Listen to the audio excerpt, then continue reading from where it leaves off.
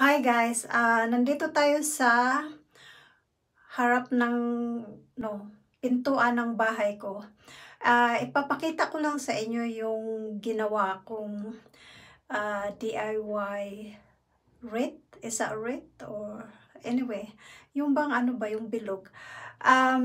Sorry, wala akong video kung paano ko siya ginawa kasi hindi pa uso yung YouTube dati. Pasensya na, walang makeup, no? Just woke up. Na gagawa ko yung sarili yung yung personal touch. Tapos i-insert ko na rin yung tawag nito yung aking simpleng Christmas tree decoration. Hindi ako masyadong this year kasi nga mahirap magligpit. So ipapakita ko sa inyo kung ano yung aking ginawa. So, para ma-inspire din kayo na pwede kayong gumawa ng sarili inyong DIY decor. Right, okay, here. So, ito po, yung bilog na yan. Gawa yan ng luma kong mga Christmas tree. What are you doing? Right, ulit-ulit kasi may storbo eh. So, saan na ba tayo? Ito, gawa ko siya sa lumang Christmas tree. So, ginawa ko siyang, wala lang, yung binilog, syempre. Ginawang ganyan, ang hirap i-explain, no? So, wala kayong mahahanap na ganitong design. Ako lang ang meron, which is, sa sinabi ko nga, you can make your own, add your own personal touch. So, I have to have pink, of course. I just love pink anyway. So, ayan po siya. So, itong mga to, mga lumang ko rin to. Mga lumang Christmas tree decor. Ito, mga lumang so pinagkakabit-kabit ko lang siya. Ito din, mga luma lang po yan. Tapos, bumili ako ng lights, yung parang battery lang siya para sa gabi. Magla-lights up siya. So, pinapalit-palitan ko lang siya ng battery. And also, this one is just for, I have an old hair clips. So, and then I love pearls. Oh, by the way, guys, I'm going to have a video collection about my pearls collection. Soon, abangan po. So, kaya subscribe kayo sa channel ko para makita nyo. And yeah, so I thought just gonna add a little bit pinks because I love pink. And yeah, that's it really, guys. So yan yung ko, DIY wreath. Ano bang tawag dito sa atin? Bahala na kayo. Kayo mag-adjust. Anyway, so that's my DIY wreath.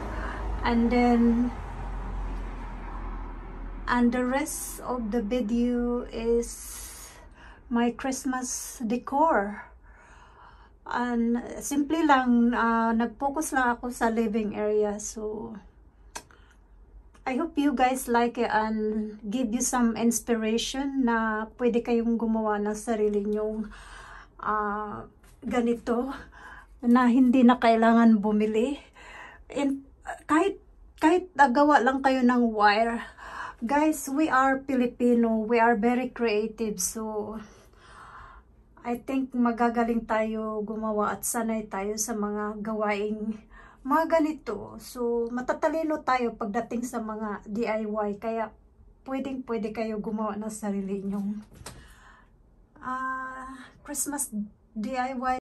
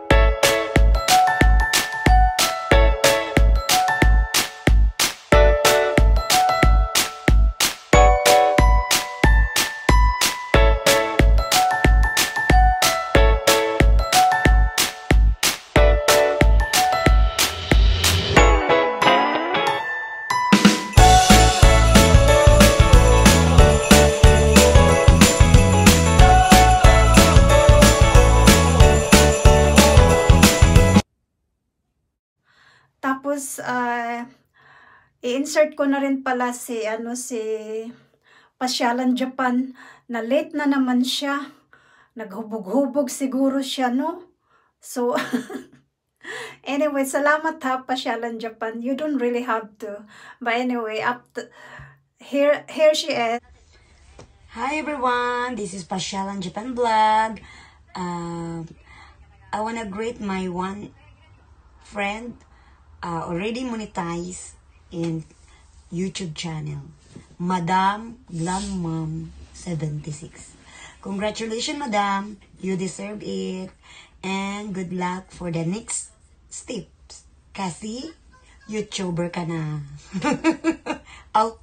Ano ba? Monetize ka na pala. Well. I'm here always to support you. And good luck for your next steps of your being a YT world. God bless po, and thank you sa support din. Nag-ano lang siya, nag-message lang siya sa akin, pero late na kayo siya, oy da, pasag din na lang, i-insert na lang din ako, bas para lang na ako i-ka-present sa sa kanang Sunday premiere ba.